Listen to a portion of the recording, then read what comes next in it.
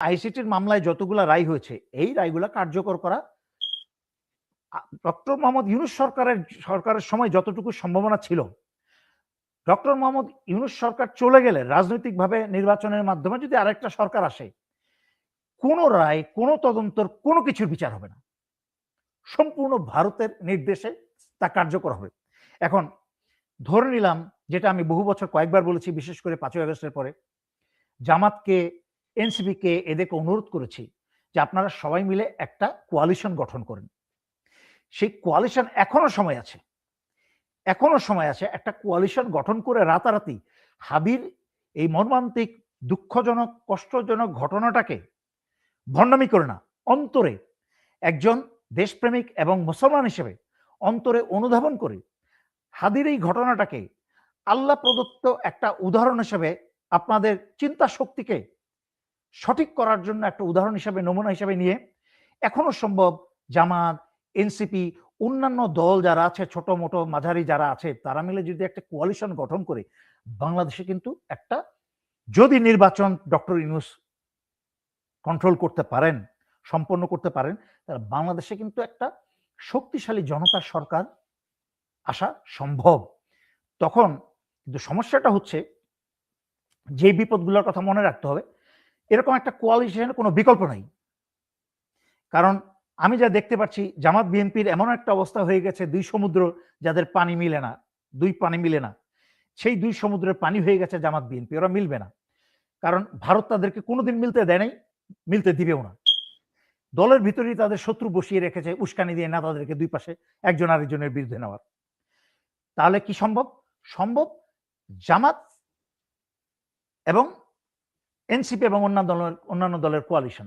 সেই ক্ষেত্রে ভয়ঙ্কর বিষয় হচ্ছে, ডক্টর ইউনূসের যে ভয়ঙ্কর দুর্বলতা, ইচ্ছাকৃত, ডক্টর ইউনূসের অনিচ্ছাকৃত এবং ডক্টর ইউনূসের অধীনে বাকি সবার ইচ্ছাকৃত, যে পুলিশ কাজ করবে না, সচিব কাজ করবে না, সশস্ত্র বাহিনী ঠিক মতো কাজ করবে না, উপর থেকে নির্দেশ ওইভাবে দিবে না। আমি ইয়াং অফিসার এবং সৈনিকদের দেশপ্রেম এবং সদিচ্ছা 100% আছে, কিন্তু উপর থেকে যদি তাদের নির্দেশ না হয়, নিজের থেকে কিছু করতে পারবে না, শৃঙ্খলায় হাত পা বাঁধা। সুতরাং নির্বাচনের সময়, যেটা আগেও কয়েকবার বলেছি, যখন দেখবে নির্বাচন তো কোনো এক দলের বিরুদ্ধে যাচ্ছে, ব্যালট বক্স নির্বাচন কেন্দ্র থেকে বাসায় নিয়ে চলে যাবে, হাসিনার মতো মিডনাইট নির্বাচন করে একটা রায় দিয়ে নিজেদেরকে জয়ী ঘোষণা করার জন্য।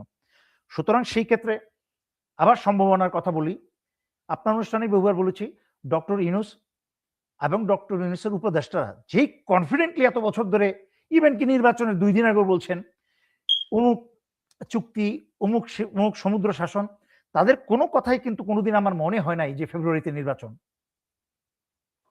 এবং 2 জন উপদেষ্টার কি বলে এটাকে, পদত্যাগ করেছেন, কিন্তু পদত্যাগ কার্যকর করা হয়নি, ফিরে যাওয়ার রাস্তা খোলা রাখা হয়েছে। কিন্তু তো তফসিল ঘোষণার পর তো কার্যকর করা হয়েছে এবং ওই মন্ত্রণালয়গুলো ভাগ করে দেওয়া হয়েছে। সামনে দেখেন, আপনি সামনে দেখেন, let's wait and see. Because আমার কাছে এখনো সন্দেহ হয়, ডক্টর ইউনূসের এই নির্বাচন চালানোর, ডক্টর ইউনূসের যেই দল বাহিনী নিয়ে নির্বাচন চালানোর ক্ষমতা ডক্টর ইউনূসের নাই। নির্বাচন কমিশন হাসিনার আমলের গত 16 বছরের নির্বাচন কমিশনের থেকে 1000 গুণে ভালো, বাট নির্বাচন কমিশন তো গুটি কয়েক মানুষ নিয়ে, ওনাদের নিজস্ব শক্তি কি? ওনাদের অধীনে আর্ম ফোর্সেস, পুলিশ সবাই কাজ করবে নির্বাচনের সময়। এই তো আমি বাংলাদেশের 2টা নির্বাচনে সশরীরে মাঠে থেকে নির্বাচন করেছি। 1991 সালে নির্বাচন করেছি, 1996 সালে নির্বাচন করেছি। আমরা তখন অন্যরকম সেনাবাহিনী ছিল।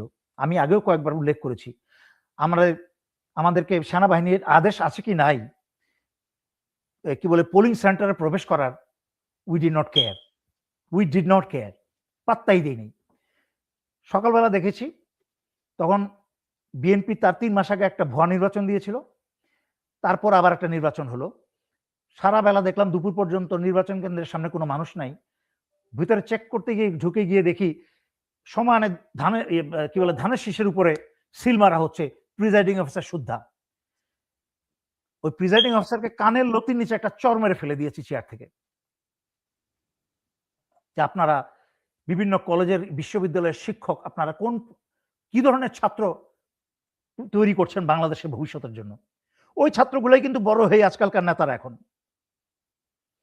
তো একইভাবে আমাদের অন্যান্য কি বলে নির্বাচনী কেন্দ্রে কিন্তু সশস্ত্র বাহিনী আমার ইউনিটের অন্য অফিসার ঢুকেও কিন্তু এইভাবে থাপ্পড় মেরেছে। আমরা কোনোদিন চোখের সামনে দেশ বিরোধী কোনো দুর্নীতি বা অপরাধ সহ্য করতে দেই নাই। একজন জুনিয়র অফিসার হয়েও, সেকেন্ড লেফটেন্যান্ট ক্যাপ্টেন হয়েও কোনোদিন হতে দেই নাই, মেজর হয়ে হতে দেই নাই। কিন্তু বাংলাদেশের ধ্বংসটা সার্বিকভাবে করা হয়েছে। এই ধ্বংস থেকে ফিরিয়ে আনতে হলে যেই আশাটা ছিল ডক্টর ইউনূসের কাছ থেকে, সেই আশাটা উনি পূরণ করতে পারেন নাই। কারণ উনি ওনার নিজের ক্যাবিনেট বা নিজের উপদেষ্টা সরকারটাকে উনি সামলাতে পারেন নাই। উনি নিজের আত্মীয় স্বজন, বন্ধু বান্ধব, চিটাগাংয়ের লোকজন দিয়ে সব ভরে ফেলেছেন স্বজনপ্রীতি করে, যার ফলে ওনার নিয়ন্ত্রণের বাইরে চলে যাওয়ার কারণে উনি বাধ্য হয়েছেন নির্বাচনের একটা তারিখ দিতে। কিন্তু নির্বাচন সফল করার মতো অনেকে তো ক্ষমতা ডক্টর সন্দেহ ইউনূসের করে নেই। আসলে উনি নির্বাচন চান কিনা। তারপর স্বরাষ্ট্র উপদেষ্টা বারবার বলছে আইন শৃঙ্খলা বাহিনী বা আইন শৃঙ্খলা পরিস্থিতি স্বাভাবিক আছে, নির্বাচনের জন্য প্রস্তুত আছে, নির্বাচন করা সম্ভব। সেটা কি আমরা আসলে দেখতে পাচ্ছি কিনা? উনি আর তো নিজেই সরকার স্বাভাবিক নাই। নির্বাচন চান কিনা, এটা নিয়ে অনেকে সন্দেহ আছে এখন। স্বরাষ্ট্র উপদেষ্টা যেসব কথাবার্তা বলছেন, উনি তো নিজেই ঠিক নাই। উনি দেশের আইন শৃঙ্খলা নিয়ে বলবেন কিভাবে? উনি দেখলাম উনি এখন মাংসের মাঝখানে আলু কম ওনার বেশি পড়েছে, এগুলা করছেন। দেশের যে খুনাখুনি, মারামারি, মাথাগুলি করা হচ্ছে, উনি এখনো ফালতু কাজ করে বেড়াচ্ছেন। এখন উনি আন্তরিকভাবে যেইভাবে উনার জায়গায় উনি এমনি lieutenant general, with all my respect for him, আমরা একসাথে চাকরি করেছি। উনি আমাকে স্নেহ করে তুই করে ডাকতেন। তো আমি উইথ অল মাই রেসপেক্ট, আমি ব্যক্তিগতভাবে ওনাকে অসম্মান করে কথা বলছি না, বাট উনার স্থানটাকে, যেই দায়িত্ব ওনাকে দেওয়া হয়েছিল, ওই দায়িত্বটা পালন করার জন্য উনার এই বয়সে উনি যোগ্য না। উনার জায়গায় একটা ইয়াং এনার্জেটিক একটা অফিসারকে দেওয়া যেত, যার অতীত ইতিহাস আছে, যে পার্বত্য চট্টগ্রামে বাংলাদেশের বিভিন্ন জায়গায় যার অতীত বীরত্বের ইতিহাস আছে, সেই রকম লোকজনকে না বসিয়ে ওনাদের মতো বয়স্ক ভাঙ্গাচোরা লোকজনকে বসিয়ে দেওয়া হয়েছে। ব্রিগেডিয়ার জেনারেল সাখাওয়াতকে বসানো হয়েছিল আগে। উনি তো আওয়ামী আমলে সবসময় মিষ্টি মিষ্টি কথা বলেছেন, আওয়ামী নির্বাচন করেছেন। উনি কি করবেন? উনি তো সবসময় কি বলে চেয়ারে বসেই আওয়ামী লীগকে আবার খুনিকে আবার বাংলাদেশে আসে নির্বাচন করতে দাওয়াত দিয়েছিলেন। মাথার মাঝখানে ওই চিন্তাটুকুও নাই যে কিভাবে ডিপ্লোম্যাটিক্যালি কথা বলতে হয়। সব বুঝতে হবে বাংলাদেশের সামগ্রিক অবস্থা এই সরকারের বিরুদ্ধে একটা সুষ্ঠু নির্বাচন জনগণকে উপহার দেওয়ার জন্য। ডক্টর ইউনূস তো কথার ফুলঝুরি ঝরাতে উস্তাদ। উনি ওই জন্য বলছে বাংলাদেশের ইতিহাসে একটা সুন্দর নির্বাচন উপহার দিতে চাই, ঠিক সাথে সাথেই কিন্তু হাদির মাথায় গুলি। ডক্টর ইউনূসকে স্পষ্ট করে বুঝিয়ে দিল সে সুন্দর উদাহরণস্বরূপ নির্বাচন দেওয়ার মতো ক্ষমতা তোমার নাই। উনি অনেক আন্ডার এস্টিমেট করেছেন। ওনার তৈরি করা বক্তৃতা, সবকিছু হাতের সামনে তুলে দেওয়া, এটা তো গ্রামীণ ব্যাংক না, বারবার বলেছি, তো গ্রামীণ ব্যাংক না, this is a messed up country. আমি নোংরা ভাষায় মুখে চলে আসছিল বা বলতে পারলাম না, ভদ্র ভাষায় বললাম, it's a messed up country.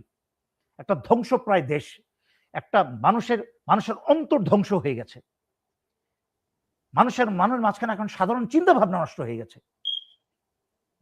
এখনো দেখেন নির্বাচন যদি হয়, বিএনপি বলেন বা বিশেষ করে বিএনপি থেকে পূর্ব পরিচিত, সমগ্র জাতির সামনে পরিচিত বদমাস, চোর, এত দূরে যাব কেন? এই যে মির্জা আব্বাস, সে তো পুরো আওয়ামী শাসনামলে আওয়ামী লীগের সাথে বসে ব্যাংকের ব্যবসা করেছে, ব্যাংক চালিয়েছে, এলাকার খুনি, তার ওনার বিরুদ্ধে অনেক অভিযোগ উন্মুক্ত, তাই না? তারপরেও কিছু মানুষ ভোট দিতে যাবে না, যাবে। যেই মানুষের চরিত্র যত খারাপ, সেই মানুষ একটা চরিত্রহীন নেতাকে ভোট দিতে যাবে।